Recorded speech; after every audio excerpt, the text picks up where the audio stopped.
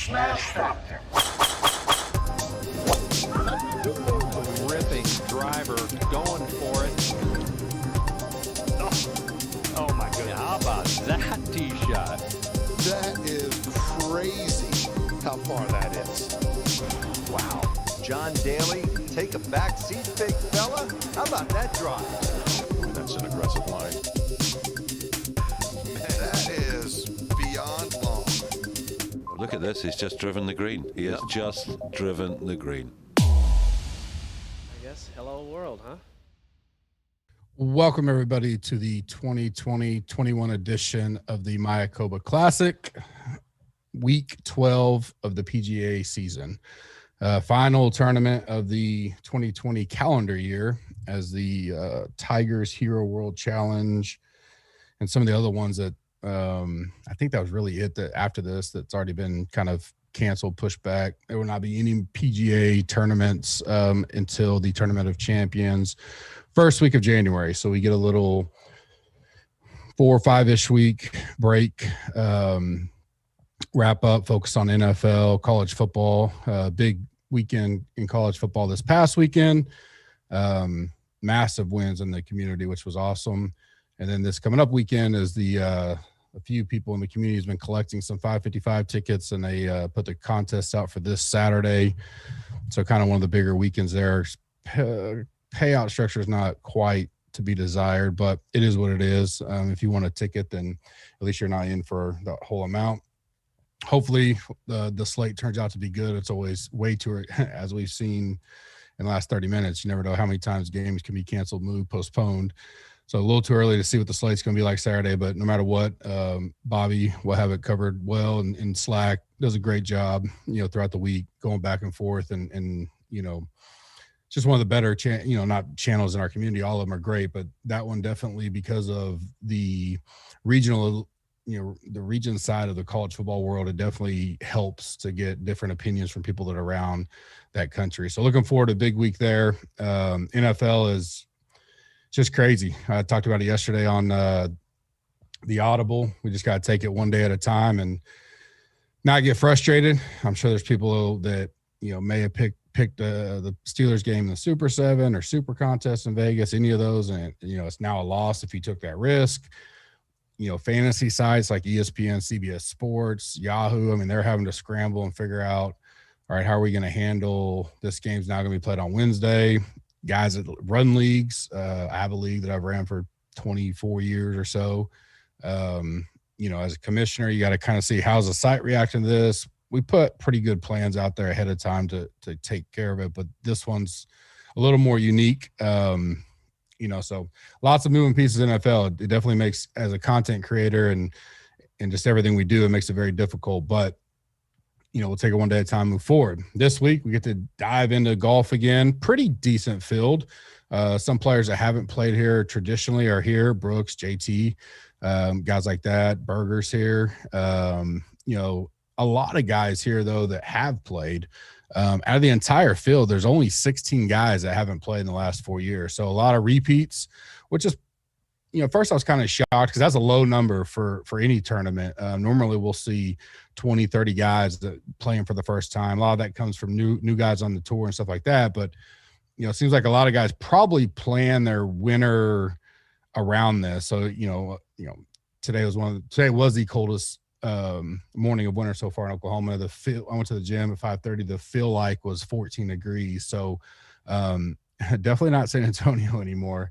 I saw Kenny Kim post, he left up there in the Northeast, goes to Dallas, and it's, I think he said it was 30 or 40 degrees colder in Dallas than it was at his home. So that's funny. But, I think a lot of these guys, if they're regulars on the tour and they kind of have their car, they probably take a little week break, go to Playa del Carmen, which is a beautiful place. A few years ago, one of my buddies I was, in his wedding, got married there. So nice, warm weather in general. We'll get to the weather this week. Looks a little shaky, but I'm sure these guys like it. It doesn't mean – I think probably an anecdotal thought that we talked about this week is who's there for vacation versus who's there to win. Probably, I mean, I'm probably not going to let that get in my head too much. I'm just going to play the, kind of best guys. I think the newer guys here are definitely, I think there's probably no rush for them to, miss a cut. I don't think anybody ever goes out there to miss a cut. I could see if someone goes off to a bad start and they just kind of work on their game, and, they probably have their significant other there. Although COVID times are a little different. I'm sure it's very limited to who they have with them. And will they enjoy the weekend no matter what? Sure.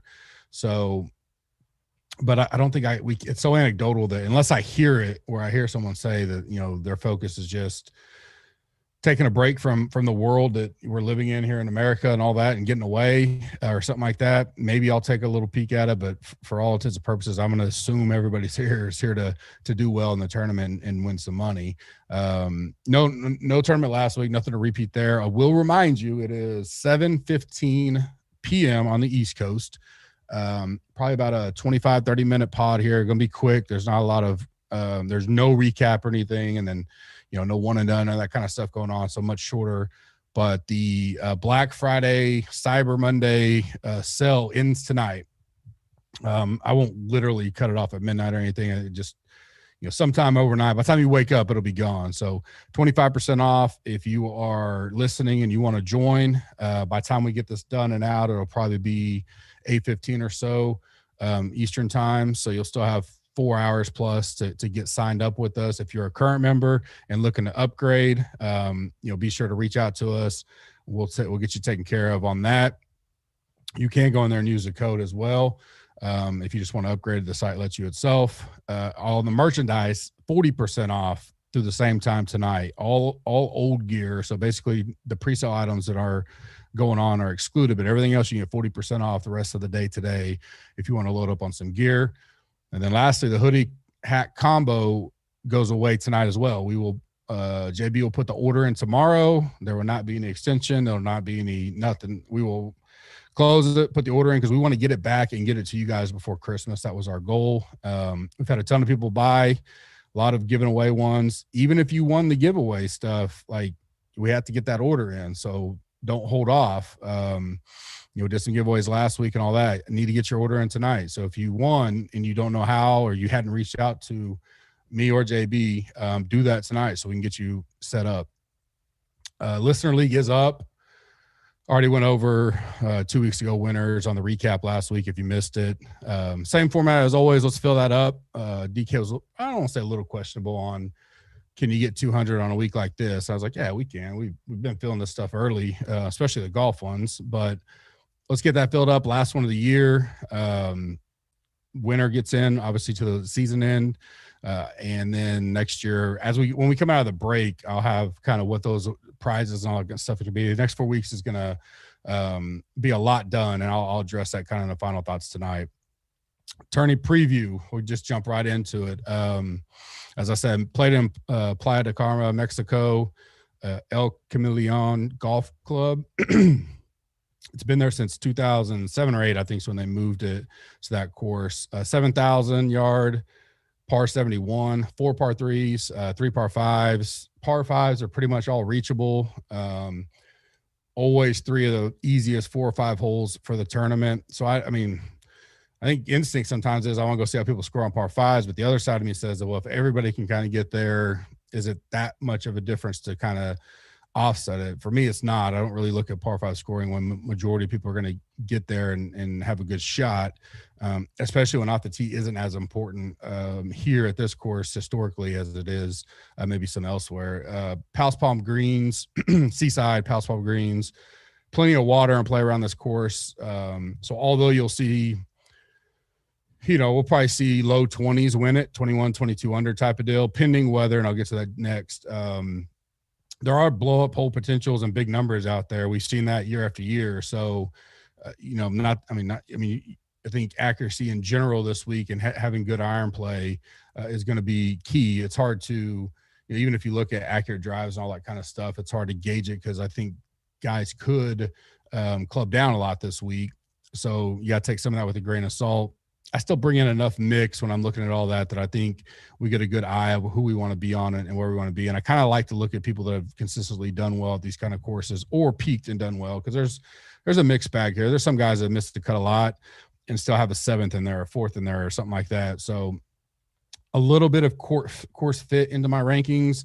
Obviously, there's no shot tracker this week. I plan on doing some kind of showstoppers, but honestly, it's going to depend on weather. So we'll get to that now.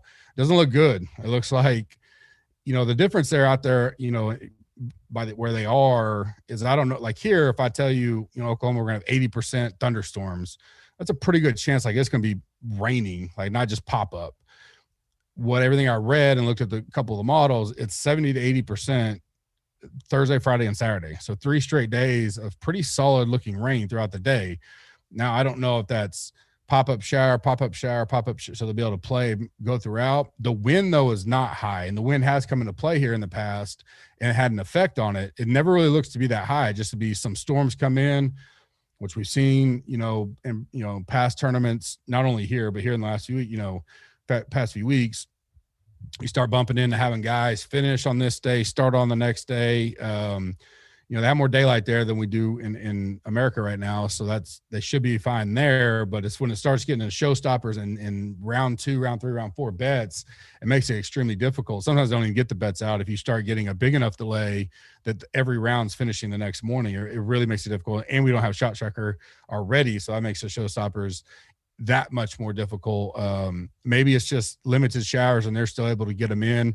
Obviously, if I see some wave advantage, I will, talk about it Wednesday and do heat maps and all that. I don't think that it'll be that, because these seem more like it's unpredictable to know when they would get called off the course or not. This isn't going to be like strong winds in the mornings, nothing in the evenings, afternoon type of deal from everything I looked at today. It is T65 and cut, so we will have a cut. Not a full field though. Only, let's see, DK's got 124, and I know they got some Monday Qs going on, so probably 126, 27, something like that. Guys in the field this week. Cut, I'm gonna think, especially with T65 data that we've almost got. We got plenty of it now to kind of start making some adjustments, not only in that realm but DFS realm, which will be a kind of a focus of mine in the off season, the little 4-week break. But I think it's going to be around -2, -3. And I think the winning score is going to be -20, -21. I still think they get there, able to score. It'll probably be a little softer, so could hurt on the rollout. It doesn't look like they've had just a ton of rain coming into it, so I don't think it'll be extremely difficult, where we start seeing a 14, 13 type under winning. We've had some weather here before, and the winner since 2012 has still been or 2013, which was Harris English, 21 under, 17 under, 18 under, 21 under, 19 under, 22 under, 20 under. So someone tends to get there regardless. So I still think it's going to be, scores that we need to focus on for sure. You look at who's won and those kind of game styles, it definitely doesn't scream like I got to be powerful off the tee or anything like that. Brendan Todd, which putted the lights out last year. Kuchar, he has the record in this 22 under. We're all familiar with that story. I'll let Kenny and Tambo rehash that, I'm sure, on the pod. That's always a good listen to go back to that. Kazire, Pat Perez, GMAC, Charlie Hoffman, Harris English, some of the runners up, Brian Stewart, Russell Knox. You get Woodland Fowler, Danny Lee, Ortiz. So, I mean, putting is going to be important for sure, but, I think good iron play, being able to get up and down if you do miss the green, solid putting, all that kind of normal stuff. And guys that can score, guys that can take advantage of the par fives. You have to take advantage of it, but it's going to be a little bit different way of taking advantage of it. I don't think it's who's going to, the power off the tee isn't necessarily going to come into play. Now, one thing I did look at as well is there also necessarily hasn't been some of the best power hitters play this. So what we assume that these guys can win it, but if you don't, you got a little bit stronger field this year, it doesn't mean that being strong off the tee is bad. And it doesn't necessarily mean being weak off the tee is bad. So I think it's one of those, it's a tournament that Ryan Armour can show up on the leaderboard in type of deal that we've seen in the past, but that doesn't mean that like Brooks doesn't have an advantage here if he shows up, JT, Zalatoris, even, some of these guys. Salary ranges, 10K, there's 5, 9K, there's 7, 8K, there's 11, 7K, there's 34, and then 6K, there's 67. So, in general, that's pretty. I mean, we got 100. What is that? 90, 101 guys of that. What I say, 124, 5. Almost all of the field is in the 6 and 7K range. So I'd probably get comfortable with being down there because there's only so much you can do above that. You know, so you're gonna have to find some guys. I think there's plenty of guys that pricing wise can do well here, top 10 or even win. You know, new format I went to a couple weeks ago. I had a lot of good feedback on it. The Sweet 16, I get 3 picks each range. I give a last man out for each range. That gets us our Sweet 16. I will have a fade of the week. Then I have 4 gut plays that I go over. We'll hit up the betting strategy, and we'll call it a day with Gup's final thoughts. No one and done strategy, anything like that this week. 9K or above. First play is Zalatoris. He's got his, his exemption now, but he continues to play well. 16th at the Bermuda. Could be a little worried that he hasn't played since then. Didn't play RSM last week or Houston. Obviously didn't qualify for the Masters.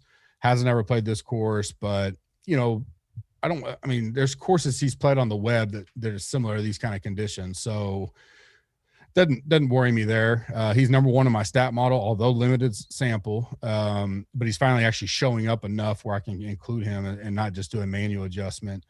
Recent form is 3rd and course fit, which he's again limited, but the ones I did pull in that he's played this year, number 1 there.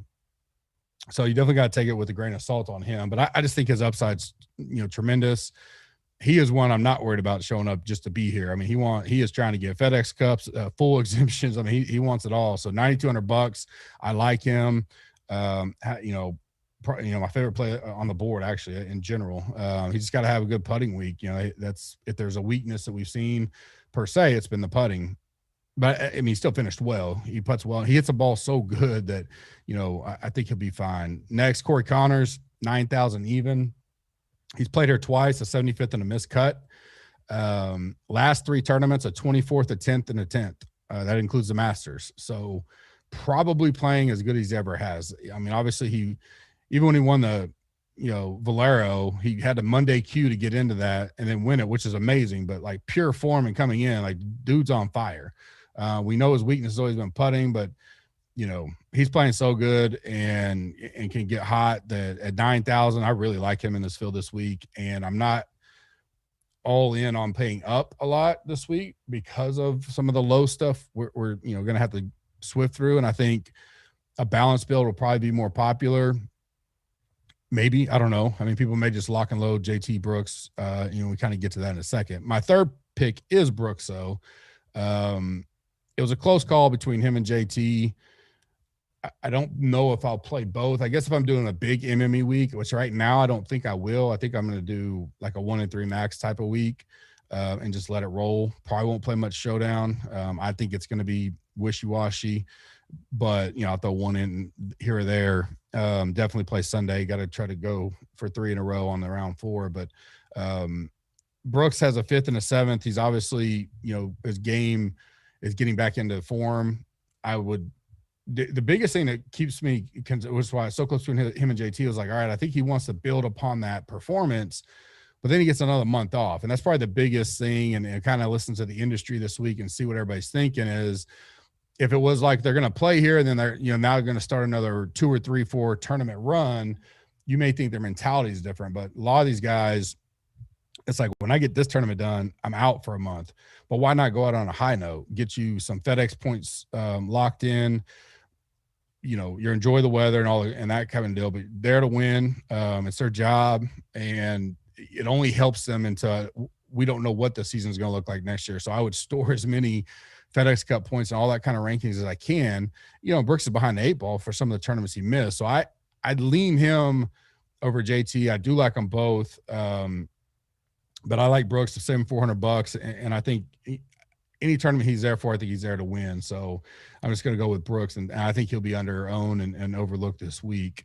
My first man out, or my last man out, or whatever you want to say, however you want to call it, the bubble boy for this range was JT. So between those two, I could go either way. I could let ownership and stuff dictate me by the time we get to Wednesday. JT has the tendency to get a little wild off the tee for sure, but I mean, he's still, him or Brooks, pound for pound, the 2 best overall players in this tournament, and either one of them can show up here and win. Neither one of us played this, at least since 2016. They both finished great at the Masters. I think they'll both be decently owned, but I think JT will be higher. And maybe if I get the lower owned guy, say $400, maybe I go Brooks over JT. So that's why JT was the bubble boy. 8,000 range. First up, Griot. Kind of like Connors, he's been playing really well. He does play this a lot. He's played the last 4 years. He's had a 10th, a 9th, a 15th, and a 41st. So last year was his worst. 3 top 15s outside of that. I like that a lot for a guy that struggles putting a lot. For him to finish that high here, it, at least gives me some kind of confidence that he either knows this place enough, or the greens, and they are slower greens, negate some of the bad putting. So for $8,300, I really like the upside there. I think he's got a top 5 upside in this field, which gives me huge value. Last 3 tournaments, a 34th, a miscut at Houston, then an 18th at RSM. So good finish 2 weeks ago. I could argue he may even be a hair underpriced in this field, but I don't hate it. I'll go there at 8,300 all week long. Next up, Munoz, been riding his hot streak for a while. Pretty good form for a long span of time. He's playing his best golf by far in his career. He's played here twice the last 2 years, a 64th and a miscut. So not the best results so far, but I would say he's in his best form ever coming into this. And I like that he's at least been here. So he knows the course. He's familiar with it. A 19th at the Masters, pretty salty, but a miscut last week. Maybe a little Masters fatigue there. I won't read too much into that. Coming in 10th in form for me, 20th in course fit, 8,500, a good price. Good cut maker, makes a cut and can make a run on any tournament. I like that a lot. And then last is Joel Damon. Done really well here. 8,000, maybe, I don't know if that seems like a sticker shock to some. To me, I guess I'm just used to seeing him in the mid-7s. So a little bump for him, but played here the last 3 years, a 23rd, a 41st, and a 6th. I really like that. He played RSM after having a little bit of a break. He made the cut, got 50th. I like that. 21st in my stat model. The 8,000 price is a good spot, because especially if you're trying to condense that pool and you want to lean more of the higher ceiling guys in the 7, 8s, that number gives you the ability to do that. And you can get a couple more 8s, throw a couple 7s, pick one high guy, something like that. And maybe you have a 6 guy or 2 that you want to sneak up in there and save you some salary. I really love the 8,000. I mean, the 8,000 even for him. And I think that 8,000 even though it may not make a difference, may keep people off of him. His history here does, but sometimes, like if he was 7,800, this sounds dumb, but I think it's an anecdotal statement by me, but sometimes that makes a big difference, even though it's $200. And I think that may keep a little bit of people off him. We'll see. My bubble boy in the 8K was Brian Harmon. Very close to getting in over Joel. He's played here 3 times, not as great as results, but he's always made the cut. A 55th, a 68th, and a 72nd.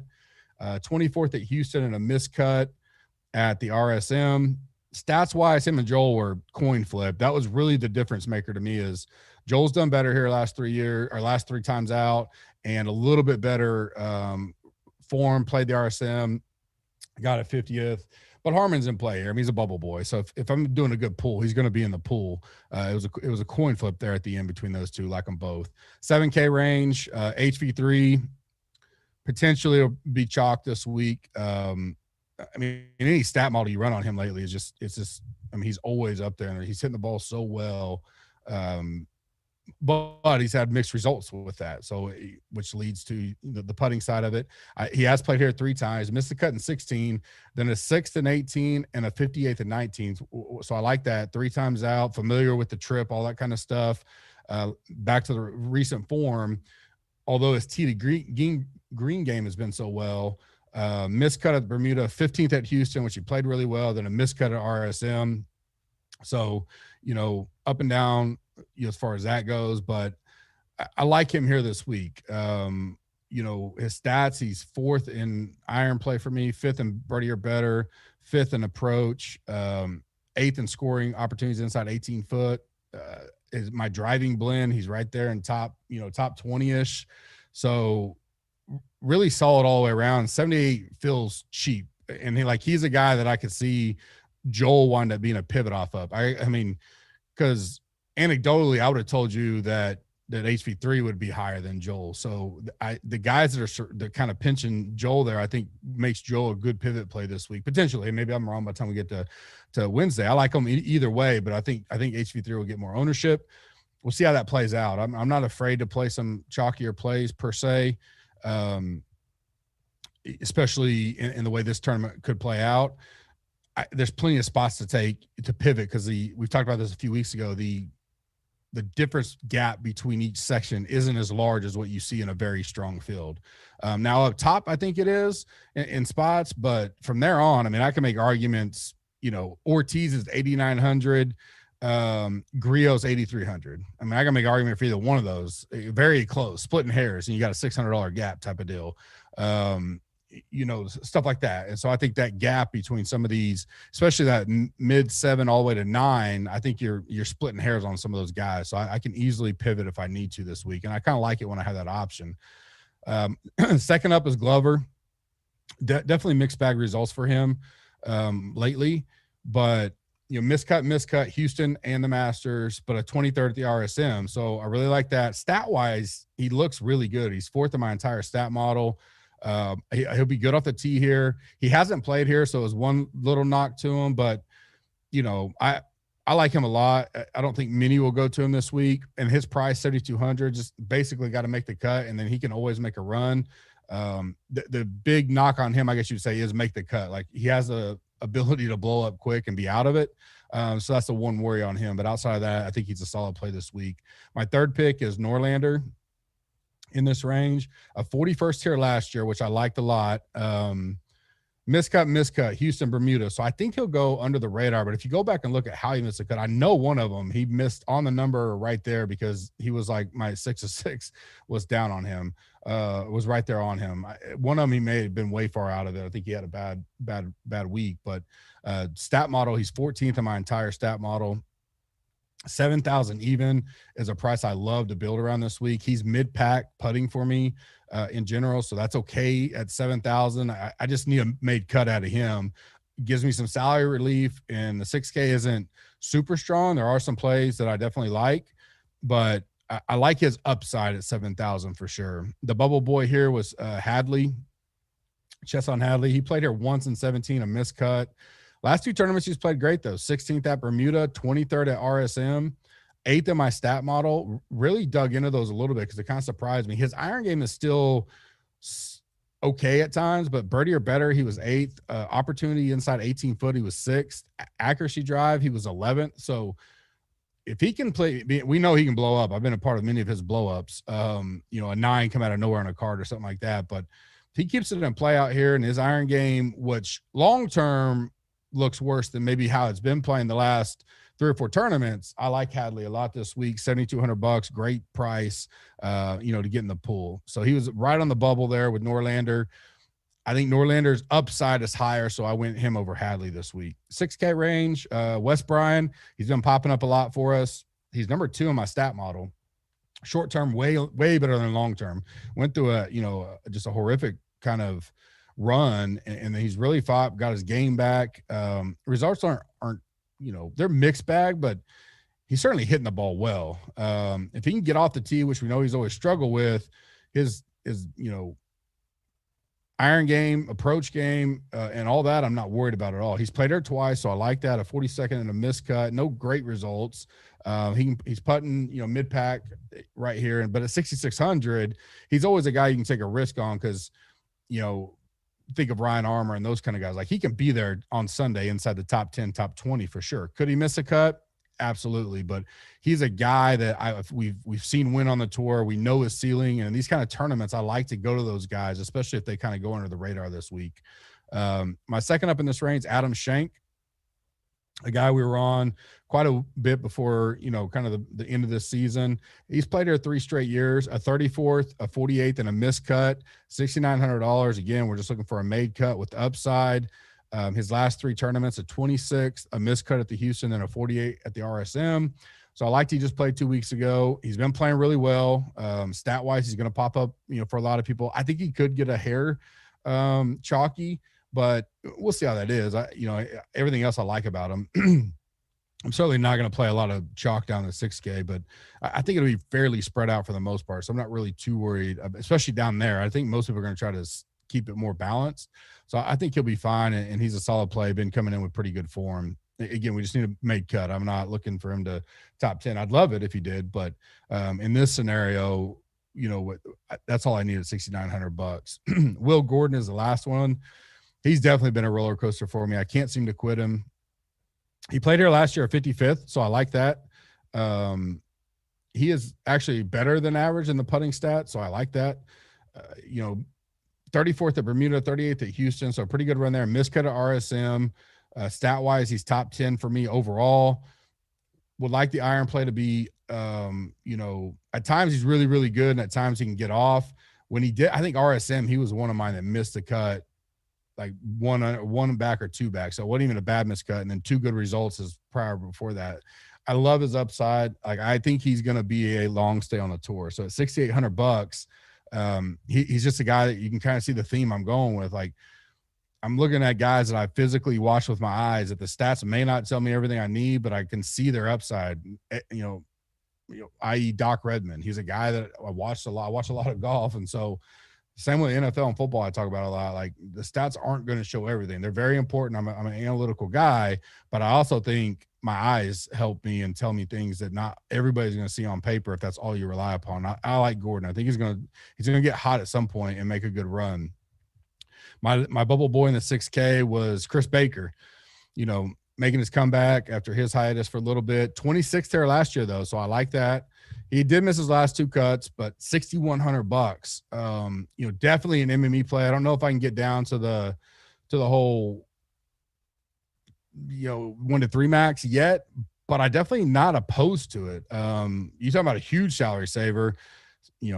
Potentially lets you get a JT Brooks combo going. You put Chris Baker as your third piece. I hadn't even looked at that. It just kind of came to my head. That's 28,500 between the three. You're averaging, 9,500. Would you rather do that or take three guys on the 9Ks? You're probably gonna have the same amount left over.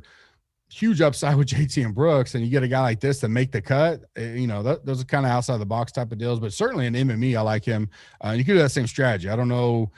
We'll see where we're on Wednesday on that, but I like where he's coming around. I'm going to go look at how his miscuts went. He's a guy I got starred for the deep dive stuff. I mean, if he was missing cuts by 5 shots, a little bit different than was right there, at the end. And then also look how much of it was tee to green versus putting. Those are kind of things I like to break down. So that's why he was on the bubble. I just want to see how those miscuts went for me. Fade of the week is Mr. Todd. We've done this once with him already this year. Defending champ, miscut at Bermuda, miscut at the Masters, 37th the RSM. So I gave him a little bit of hope, but his iron, his game has not been what it was earlier in the year. He obviously won here last year. He had a hot putter for sure. This is a prototypical type course for him. Put it in the fairway, give you a chance. Certainly lines up well. I think 8,600. I just think he's going to be chalk. If by some reason Wednesday he's like 8% owned, I don't mind playing him. I just don't want to eat the chalk on him. And I think he's my as we sit here on Monday night, a guy at that price I think will be talked up quite a bit, especially coming a defending champ. And, made a cut after, a bad little run there at RSM.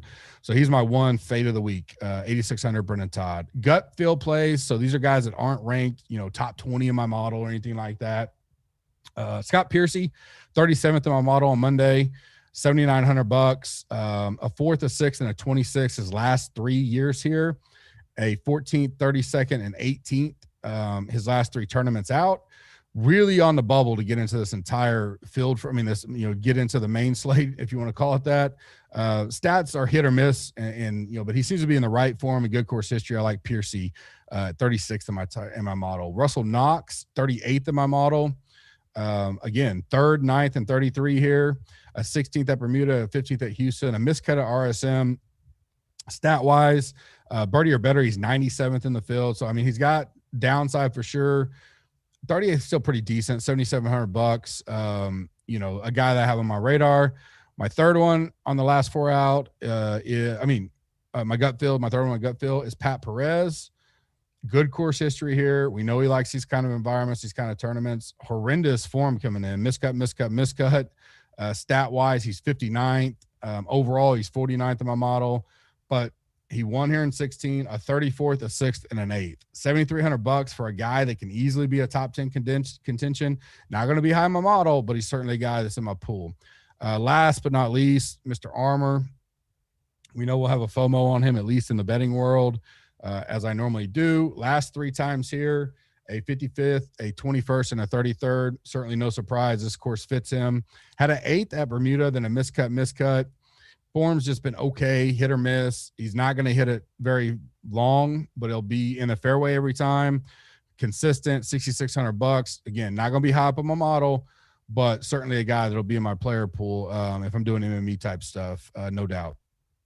Reminder, sign up for Monkey Knife Fight. They bring us our betting strategy tonight. Go to gupscorner.com/affiliates. Use the code GUPS, GUPS. Get 100% match on your first deposit up to $50. I'll have some Monkey Knife Fight plays at least for round 1. It gets kind of weary, like Showdown does, or bets in general, normally bets. If we don't know how people are finishing, if it rolls over because of storms and all that. If we have completed rounds, a lot easier to kind of digest that stuff and put those plays out. But I'll get round 1s out for sure. Betting strategy, just to change up a little bit. I felt like listing 10 guys was kind of pointless. So I'm doing my 5 that pop, and then I'm giving you 2 long shots. So my 5 that pop on a Monday night, Zalatoris 30-1, HV3 55-1, Lucas Glover 125-1, Scott Piercy 70-1, Norlander 100-1. Those are all on my short list to maybe make the official card. I will release those as always on Tuesday on the outrights and the full card Wednesday before we go live. My 2 long shots, these are more, you may do a top 20 type bet, maybe a top 5 if you want to do that. You could also sprinkle on the outright if you want, but when I'm looking at these kind of guys, I'm thinking, can they top 20? And it's Wes Bryant at 300-1 and Will Gordon at 200-1. My free bet of the week is going to be Will Gordon top 20 at 200-1. I think that hits. It'll be on my official card. So as soon as we see top 20 odds, or if you have them now where your book is, I would go ahead and get that locked in. No one and done this week. Like I mentioned, stay tuned over the next few weeks. You'll start seeing announcements on all of that. As usual, we'll see how this week goes. As we just found out, the Ravens Steelers game is now 3:40 Eastern time on Wednesday. So I would assume most people will be watching that football game if they're not working. Don't know about an E9 with this format or anything.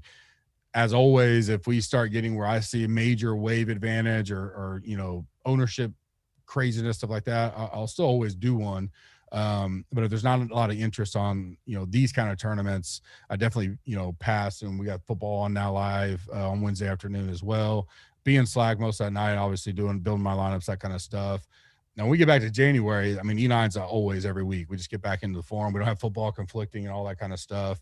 So those are always locked in. This kind of time of the year, we, as needed type of deal. And I'm in Slack on Wednesday nights no matter what. So really looking forward to the next 4 to 5 weeks. Last week I talked about on the few of the shows, last 2 weeks, some of the big things we have coming for the new year.